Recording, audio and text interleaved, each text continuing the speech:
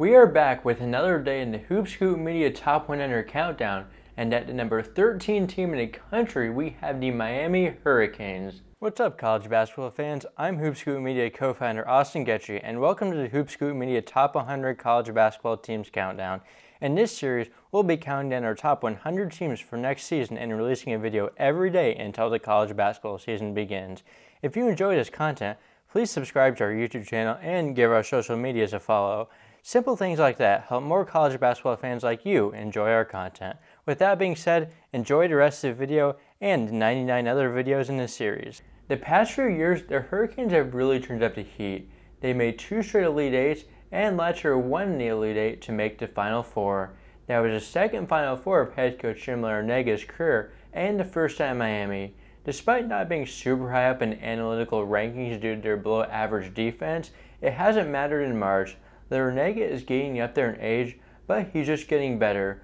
With the tournament success has come recruiting success, as the Hurricanes have won the top 2024 classes in the country. However, Miami loses some impactful players from that Final Four team. ACC Player of the Year Isaiah Wong started his pro career. Jordan Miller, another all-conference player, exhausted his eligibility. Both players were selected in the NBA draft. They also lost some rotational pieces to the portal, as backup guard Harlan Beverly transferred to Wichita State and backup forward Anthony Walker committed to Indiana.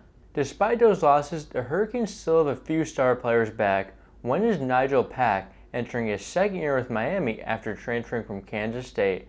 Pack is one of the best shooters in the country, shooting over 40% on high volume all 3 years in college.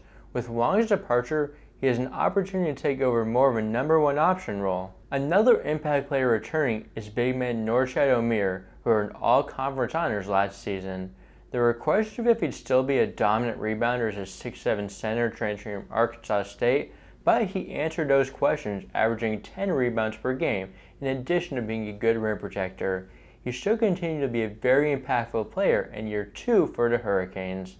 Besides those two, Miami will need some players to fill the gaps. One solid transfer pickup this offseason was Matthew Cleveland. He hasn't quite lived up to his potential as a 5-star, but was a solid overall player at Florida State.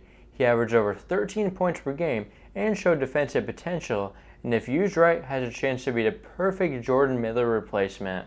The Hurricanes also have wing Woga Poplar returning for his 3rd year. He was an efficient 3-level scorer at low usage last year and shot over 45% from 3-point range in conference play.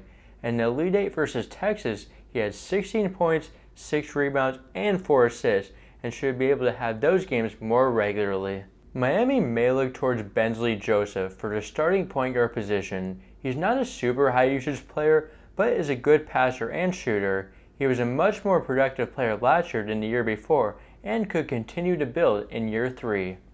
One forward who could see significant minutes off the bench is rising sophomore AJ Casey. He didn't do much last year, but his combination of skill and athleticism at the forward position could pay off in year 2. The Hurricanes also return a few other reserves from last year that didn't see too much time in their freshman year in Christian Watson and Ja'Kai Robinson. With a smaller roster this year, they could be in contention for more minutes.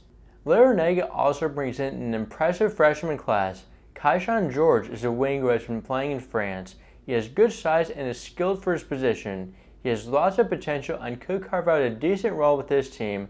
Another freshman with international experience is Michael Nwoko, who played for Canada in U19 this summer. He's a big who has an extremely high motor and also can make an impact right away on the board and defense. Paul Jobé is the final commit, a versatile wing. He's a decent scorer and should be someone on Miami with lots of long-term potential. Overall, I think this Miami team will continue to be one of the best in the ACC and will have a high-level offense. The big X factor is whether Miami will develop a solid defense or not. They won't have an elite defense, but they do have potential for improvement. As long as they can keep their offense rolling, it should be enough to get them by. I currently have the Hurricanes sitting at 2nd in the ACC, and they'll look to carry over their success in ACC play and the tournament into this year. Miami fans, comment below your thoughts and where you'd personally have the Hurricanes ranked this season. We'll be back tomorrow for number 12 team in the country. Subscribe and turn on post notifications so you don't miss it.